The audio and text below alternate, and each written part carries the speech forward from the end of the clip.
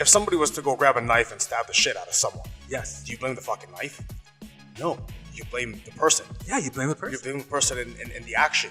We're not blaming our inability to control our emotions, our psychological fucking health Yes. towards food. Yes. And this is the biggest problem. Like, when you offload responsibility to the food that's supposed to make you feel good, what do you think is going to happen? What's going on, everybody? My name is Carlo Balagasset. This is Christian Alvarez. And you're listening to Behind the Strength Podcast, where we help build your health, wealth, and peace of mind. Yeah. Today we're going to be talking about you and your relationship with food and how it's hurting you. Ooh. Now, what are we talking about here? We're talking about the people who consistently have relationship issues with food. Yo-yo dieting. Okay? We're talking about jumping from one diet to another. Doing these starvation programs. People who lose 10 pounds and gain 30 back. Yep. All of you. The person who's on the Atkins diet one week, the paleo diet the next week, the intermittent fasting the other week. Yep. Pretty much the person who's trying to, latch on to the newest thing, the newest kind of fad. Which, by the way, a lot of them, they do work. They work. We're not saying that they don't work. We're saying that you need to find the one that actually works for you and not the one that's new for you. Yeah. And you know obviously, with anything that, with any route you take, it's going to work. You just have to be able to trust in what you're doing and actually be consistent at it. I mean, we've seen it over and over again here. It's the consistency of anything, of all your practices, is going to be a huge part of it. So if you are, struggling with the nutrition part, the diet part, the eating part of your fitness journey, this podcast is for you. We're gonna really break apart what it actually means to eat properly. We're gonna break down, the bullshit excuses and bullshit truths that you personally have, which we've personally, being in this game and being fit, quote unquote fit in the fitness industry for such a long period of time, over 20 years, we know a thing or two of what you're going through, and we want to try to clear that up for you and save a lot of time and headache and stress and anxiety for you. So listen up. Now, common things that we see in these type of people or in these types of relationships with food, very common is obviously you're not going to see results. So number one thing we're going to look at is anybody that's on a fitness plan or on a health plan. If you're not achieving the results that you want, then this obviously has to do with you, because no matter who you are, you have to eat. Nutrition is a huge part of our daily, to-do list or our daily task list, and it takes up more time for sure to eat and to prepare your meals than it does to actually work out. So a lot of it has to do with food. I mean, aren't you tired of feeling this weird feeling when it comes to eating? Aren't you tired of it? You know that feeling where you're like, oh man, like you feel scared or there's some anxiety towards the food, whether it's this food's gonna get me fat, or oh man, this food's too bland, or oh man, I have to keep going with it. It's almost like a struggle. And we find that 99% of our clients, have that mentality, and the ones that actually kill it are the ones who's just like, yo, I found the right thing for me. So it's really the association with food and your relationship with food, and not the type of food that matters actually the most, which is an eye-opening thing for a lot of people, because everyone wants to be like, okay, I have to do this, this, and this. I have to remove this. I have to make sure this timing, all this bullshit. When all honesty, it doesn't have to be that complicated, man. Yeah, if you're going from bad health habits or bad, eating habits to good eating habits, simple changes are going to make the difference. Simple choices are going to make the difference. It's almost like the more you know, the more you don't know. And the more you read and the more you hear, man, there's so many conflicting ideas. Yeah. Like, so many. Yeah. I mean, I could say that for myself, and I've been into this shit for years. So you've been through the yo-yo dieting. You've been through. I've been through so many types of diets. Not yo-yo dieting. I've tried many diets just to try them. And how did that work? What was that man, I tried like from an Atkins. I've tried a South Beach diet. I've tried like a keto diet at one point in time. What's the Atkins diet again? It's higher fat, higher protein. Higher fat, higher protein. Very What's minimal keto? carb. Keto is very, very similar. You don't want any sort of carb. Even fibrous carbohydrates are minimized. Really? Minimal in that. Yeah. So high fat, high protein type of thing. Yeah. Okay. And then I've tried like your typical bodybuilding diet. For mass gain, I did the dirty and the clean way. Yeah. I'm actually a nutritionist. I know. Yeah. Not a lot of people know that. I've been a nutritionist now for almost as long as I've been a trainer. Yeah, man. So like almost 18 years as a trainer or 20 years as a trainer plus. So yeah, this guy he taught me how to do nutrition. Because we were doing nutrition for like the first couple of years. Yeah, for the first couple of years of Strength and You. And nobody knew that. We were the nutrition. Well, he was a master nutritionist. I learned under him. And we were doing all the nutrition when we started the nutrition program. So yeah, this man has been through a lot. He's trained a lot. He's done thousands and thousands of nutrition programs for different types of bodies. So you need to listen. And I find what I always say with nutrition, even with training, as long as you vary it up, that it's catered to your goals, and obviously you have to stick to it long enough to work. Now so would you say now, like, all these work is yes or no? Can we just do these work? Yeah, okay. The soup diet works. So yeah, but also the one factor people don't have a plan for. What are you gonna fucking do after you get off the diet? There you go.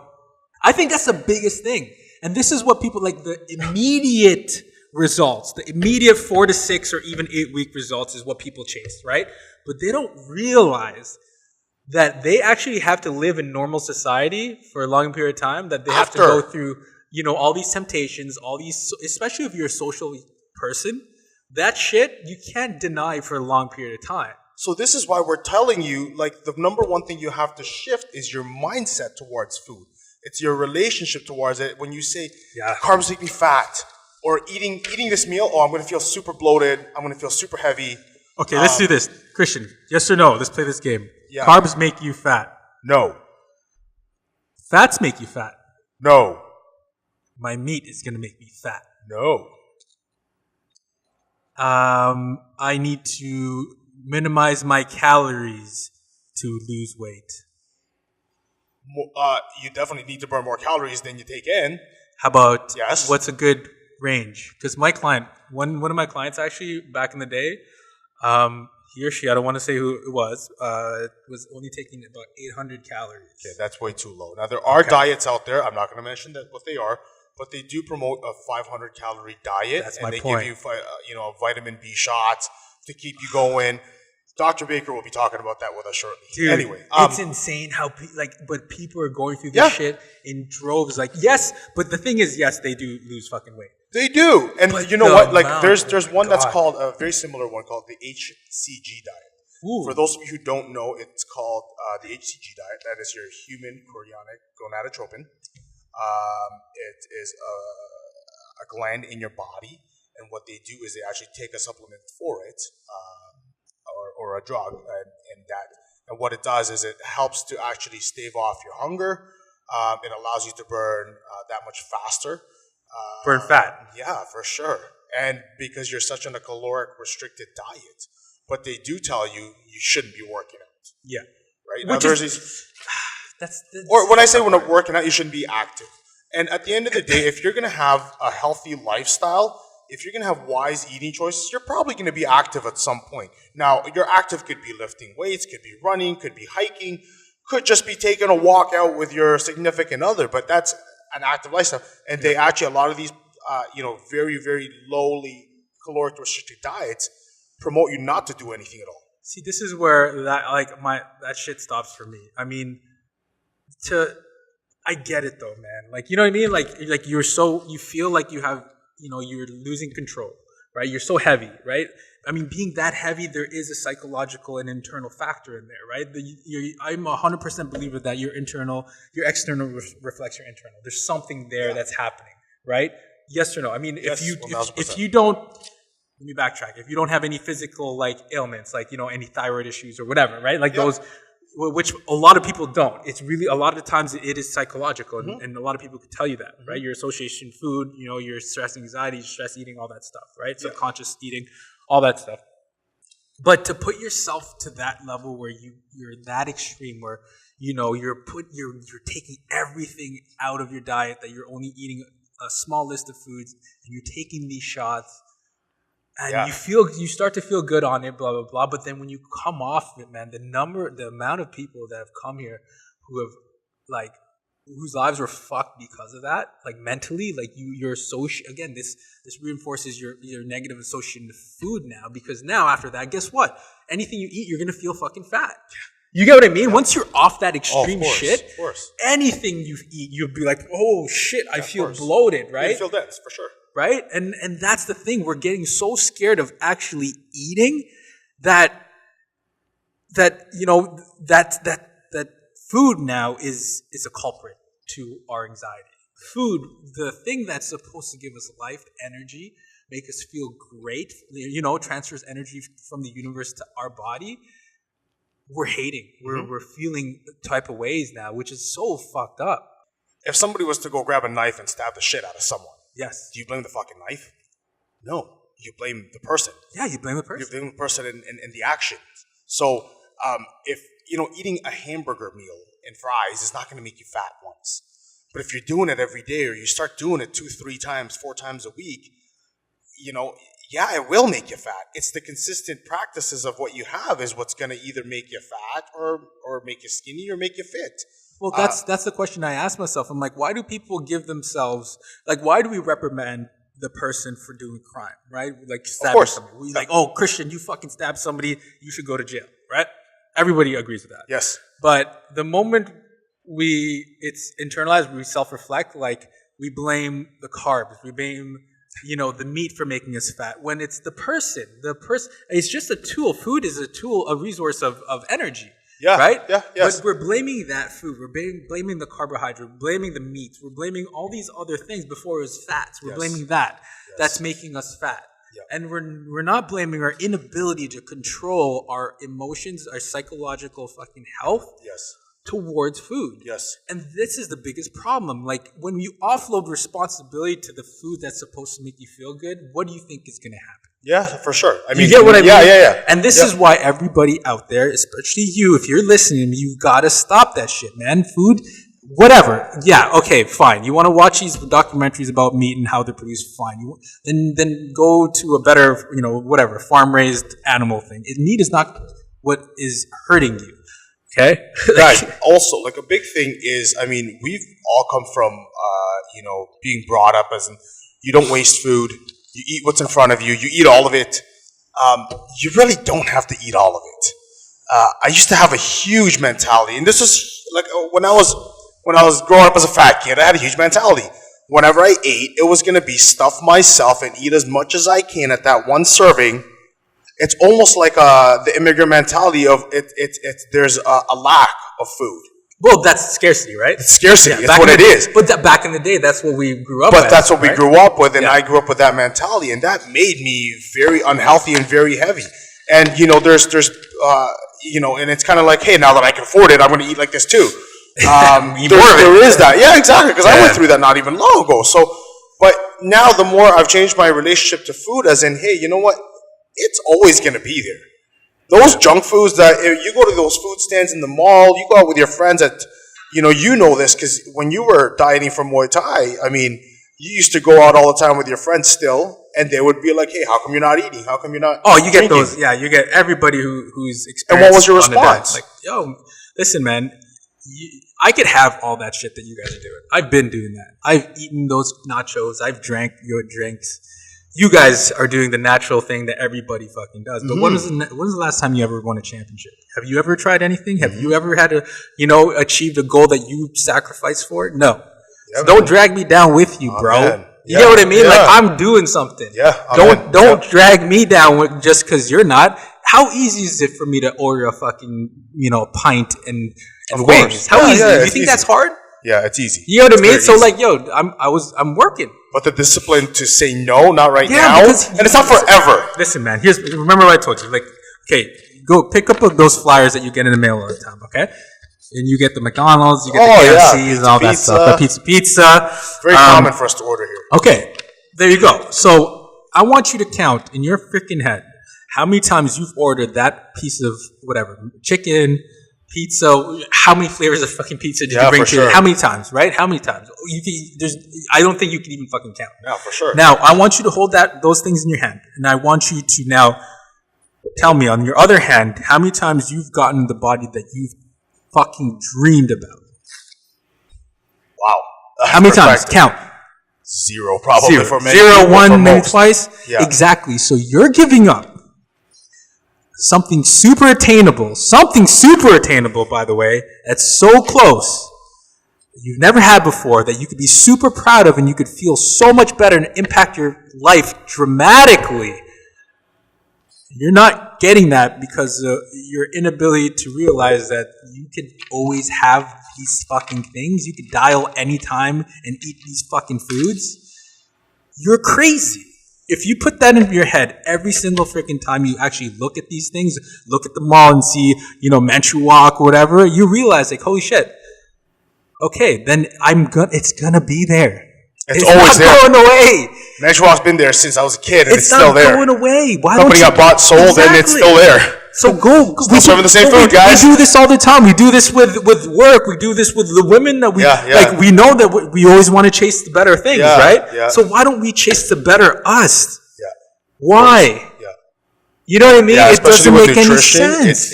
It's always on a back burner, or it's like tomorrow I'll start eating healthy. No, man. Or just this one time. You know what I visualize every time I eat a good meal, like a healthy meal. Remember Mortal Kombat? Yeah. Where you had the two buttons where you test your might. You go like this. Yeah. Remember that shit? Oh, okay. It's like going up and up, right? Turn. Yo, that's every time I eat them. So you have to visualize. You have to really mentally fuck yourself sometimes. So I visualize every time I have a meal, like that's me leveling up a bit. And then the next one's leveling up again. So like I'm collectively like stacking my good meals. And like, now I'm gonna get the body I want. Yeah, for like, sure. You have to visualize that. But that worked for me. But that's a positive outlook. That's again the positive connotation to food. Yeah, is man. that every time what are the words that you associate with it? Every time you ate a clean meal, you leveled up. You powered up. You felt more strengthened and awakened. So when you have that relationship to food now, it's endless.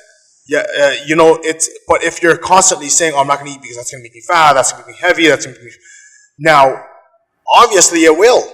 Now, I'm not saying go ahead and eat your hamburgers and your pizza and your fried foods and say I'm going to be skinny and shredded from this food. Yeah, be realistic. Yeah, but it's not the food that's making you fat. No. And the crazy thing is, like, where we always say, like, yo, you can have a refeed meal, man. You can strategically put these foods into your diet.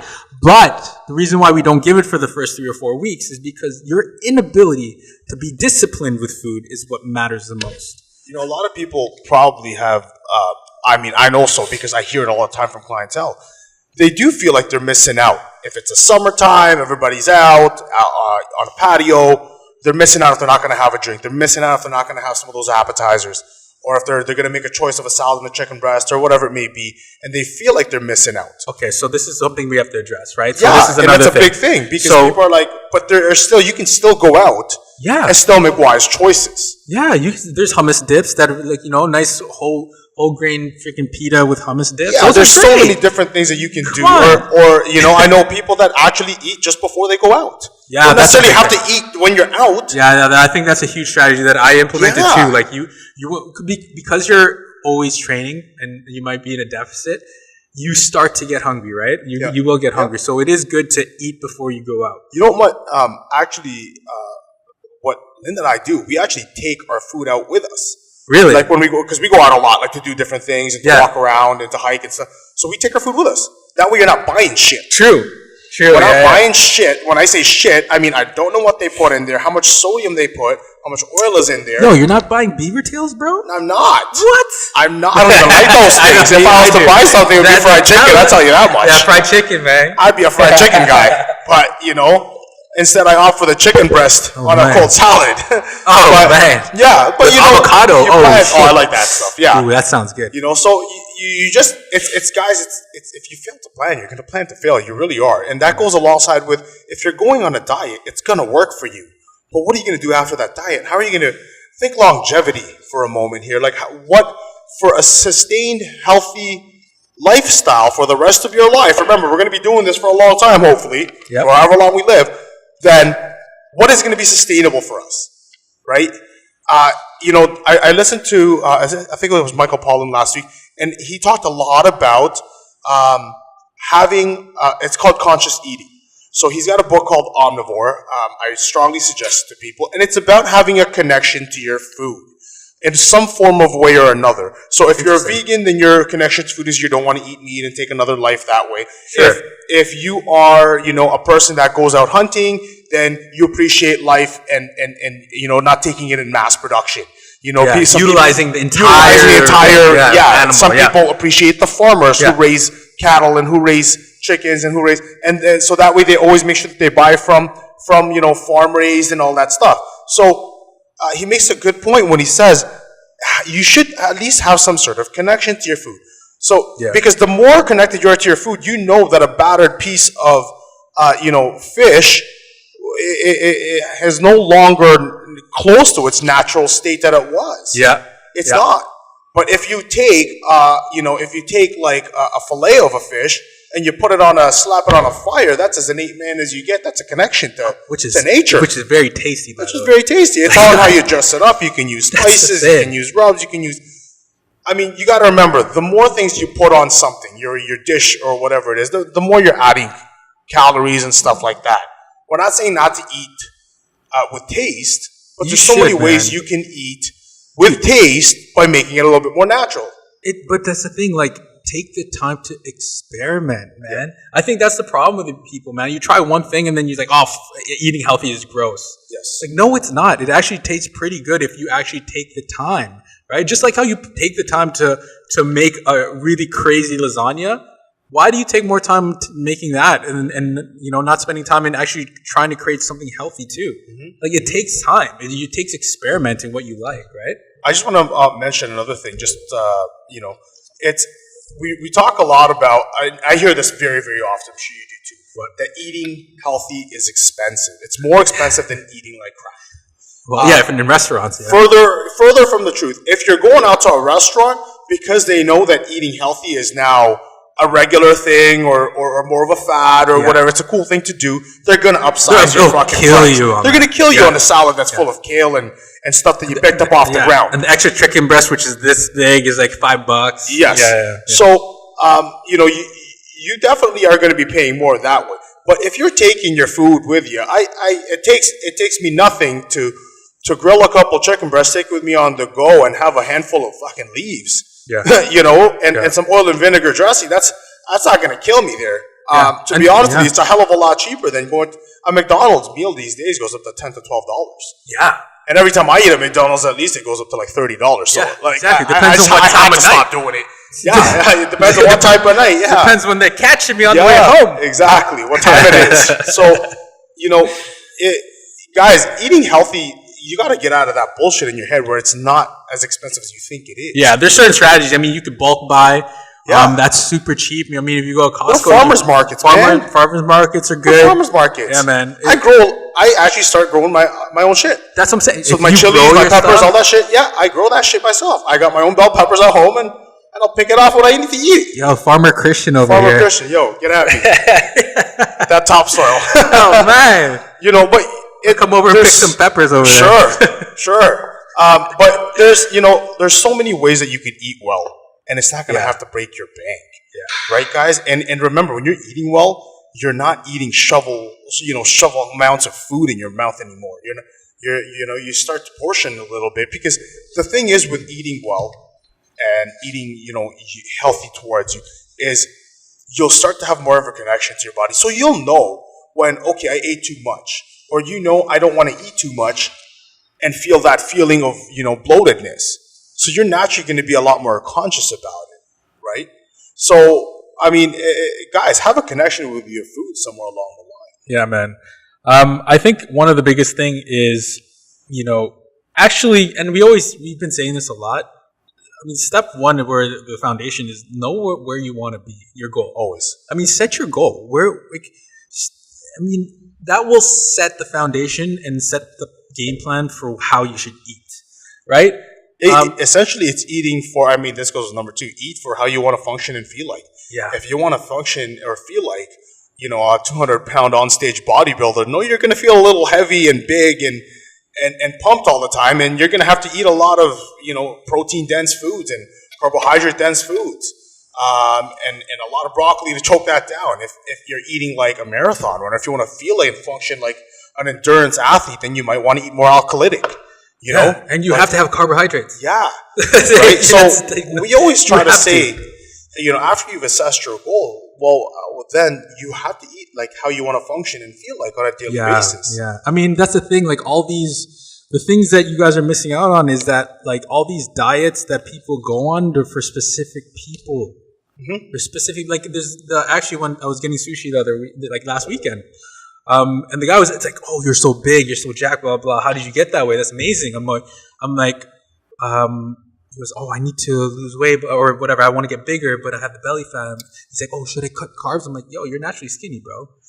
Like, you're naturally skinny. You should, your belly fat isn't the reason why you feel unfit is because you're skinny and that, it's not overwhelming. Your belly's just a little bit bigger than your body. Exactly. Whereas you're more of a V-taper, he's more of the other. Yeah. So I'm like, dude, the moment you actually lift weights, that belly fat's going to start going away.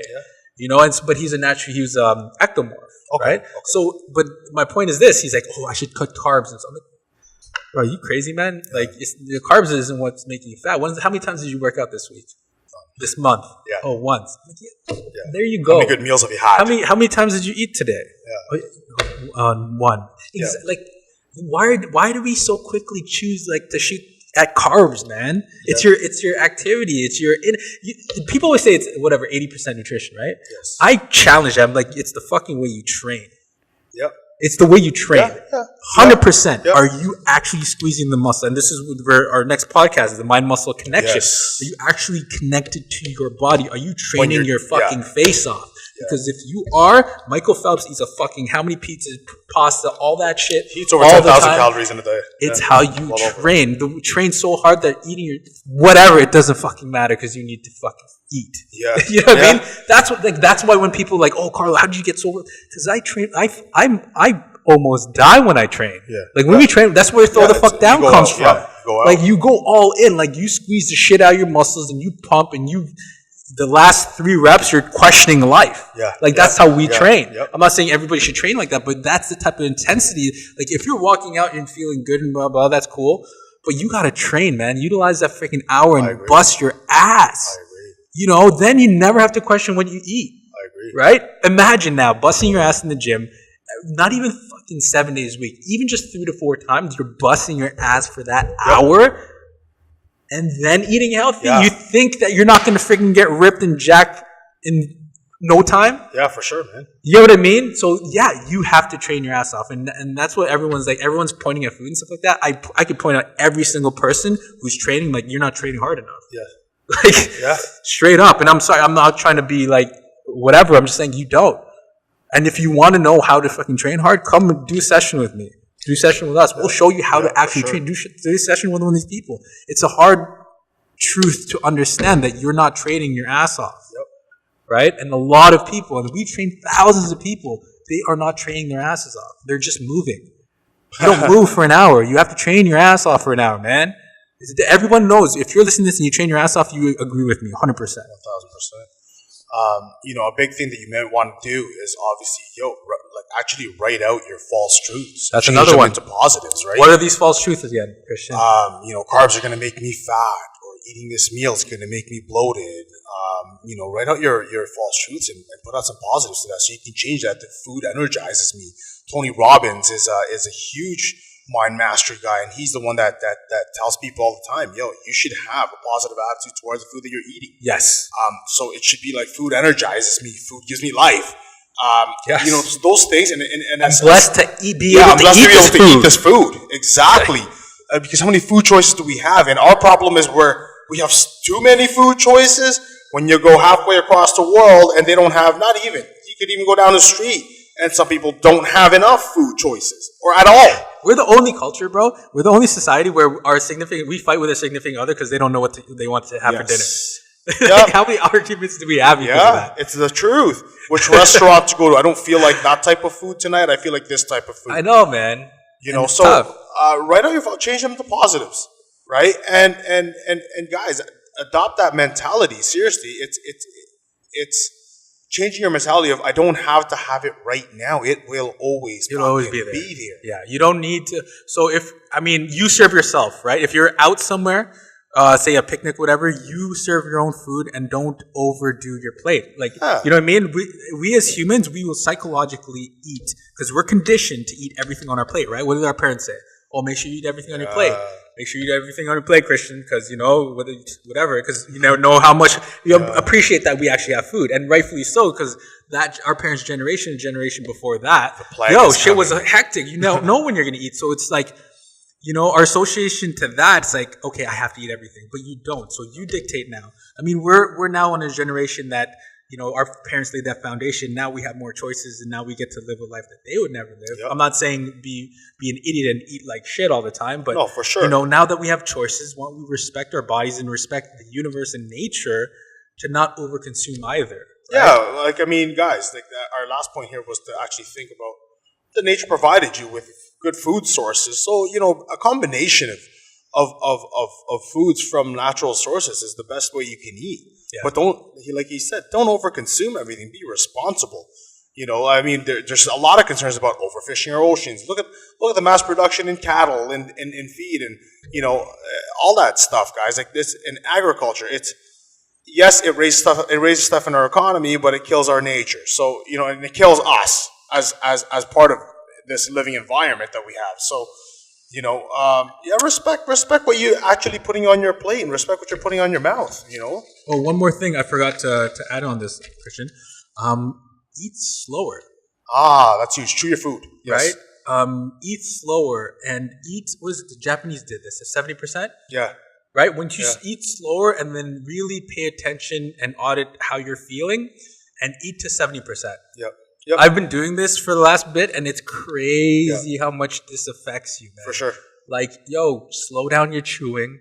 Chew. They said, is it 22 or 32 chews? I think it's 22 chews per bite. I'm not expecting people to go start counting their chews, but trust me, just do it once or twice. Take a bite of something and do it like 22 chews before you even swallow. You'll be like, holy shit, I'm chewing the shit out of this. I am like... scarfing my food down. Yeah. So slowing down your eating is massive. Yeah, because now that association in your brain, that signal saying, "Oh, I'm full, you idiot. Stop eating so much." It gives time for your body's enzymes to actually start kicking in and working to digest and break down food as well. So that's a huge thing. But on a better note, if you decide to eat like crap, we have a few pointers for you. Number one, first of all, remember that if you have one bad meal, it's not going to be the end all and be all. No, Don't make it a constant practice, though. Don't feel so down on yourself. Like, who cares? Just dust yourself off. Just like how one workout is not going to make you the most jacked or ripped person on the planet, one bad eating night is not going to make you a bloated whale. Yeah, okay? Don't be going out and eating cookies and crackers and all that crap every night. Who told you what I ate last night? But a couple things. So, you know what? Number one thing, as soon as you wake up, drink some hot water with lemon. It helps to get the digestive process working. Plus, the acidity of the lemon will actually help to, start breaking things down in the tract. Cool. Right? Two, before you're going to go out to have a little dinner with your friends on a Saturday night or on a Friday night, maybe hit up some digestive enzymes or probiotics. So what this does is allows the body to actually kickstart the breakdown of your food. Where can they get this? That's a supplementation? They have a food store or whatever. They're pretty natural. They're made from plant-based products. Yeah. Or they're plant-based enzymes usually, or fruit-based or whatever. So, taking one of those I take it before every meal, to be honest with you. So what do these do? Like what? And it just helps to actually break down the food. Now, we do have natural enzymes that occur in our body. The first enzymes that actually break down things is called amylase. So the moment like anything carbohydrate or sugar or whatever touches your saliva, then your saliva actually has amylase to start breaking it down. Now you have protease to break down protein, and you have lactase to break down fat. We're not going to get too technical to this. But what you're basically doing is you're kicking up the digestive process and getting your metabolism revved before you start eating. So I do this before clean meals. I do it, probiotics every morning. I just like to get the body moving because, your body likes to stay still. So the more you get it kind of stimulated, the better it is, right? Yeah. And last but not least, if you're really feeling out of shape or you're feeling a little heavy after that little cheat meal you had, I would do some HIIT style training the very next day. What's HIIT style training? So most likely, it's very fast-paced interval training. You can do something like follow a Tabata style of 20 seconds on, 10 seconds off type of thing. Anything that's interval-based, where you have a hard goal for a short period burst, and then you'll go something like for a moderate or low intensity for another short period burst. Yeah, hard go, guys. Hard go. Hard go. Hard go. Not Now, not soft go where you feel pretty good about it. Like you want to question life at 20 seconds. Now, a lot of times, like when you do eat something bad, it doesn't make you fat immediately. That bloatedness you feel is just because your stomach is more than had its share full. Yeah. And you got to remember that when you eat something, it doesn't show up right away. Some people's metabolisms are faster where they can eat stuff like dieting bodybuilders, dieting fitness athletes. When they eat something, you'll see it immediately. Yeah. Literally within 20 minutes or 10 minutes, you'll see veins coming out if they're starting to eat carbs. Brian, very, very lean. He eats a calorie-dense, meal.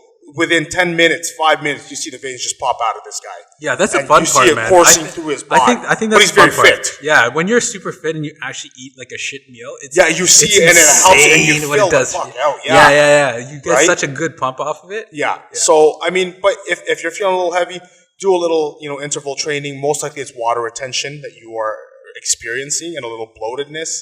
So some enzymes will help do the trick and, don't try to make this as a daily thing because believe me, enzymes and HIIT style training and bad eating doesn't really, combine. Because at the end of the day, if you're putting in shit food and shit fuel, your actual fuel for your workouts is going to be pretty crappy.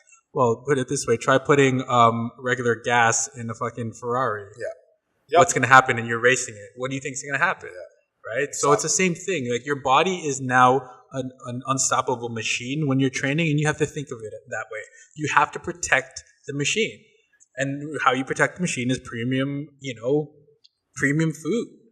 Guys, you have to remember that the biggest part of the fitness or the health journey is you have to enjoy the process.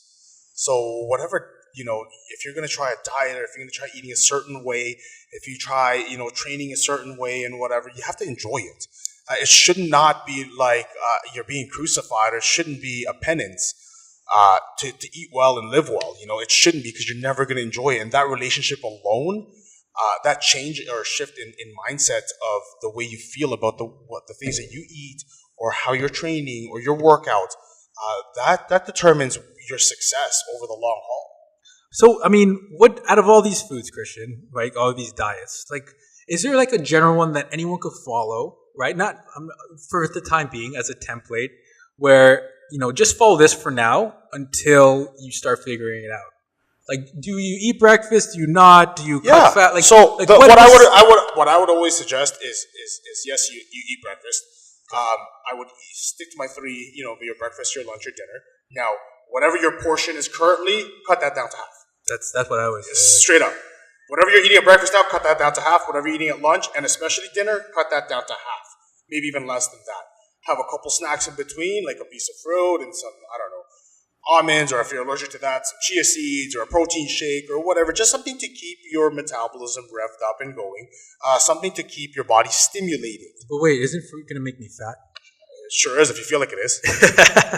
Right? Straight up. If you feel like that banana. And if you eat a whole pineapple, it's going to make you fat. If you have slices, it's fine. Yeah, man. If you're eating fucking watermelon all day, every day, unless you're burning 10,000 calories. Yeah, man. Right? Yeah. So it's true. Like water, if you give plant water the right amount, will flourish. You could overdo it and it'll die. Guys, perfect example. Triathletes, those guys burn 10, 15, 20,000 calories in a training session, and they take in just as much, if not more, just to maintain a healthy body weight.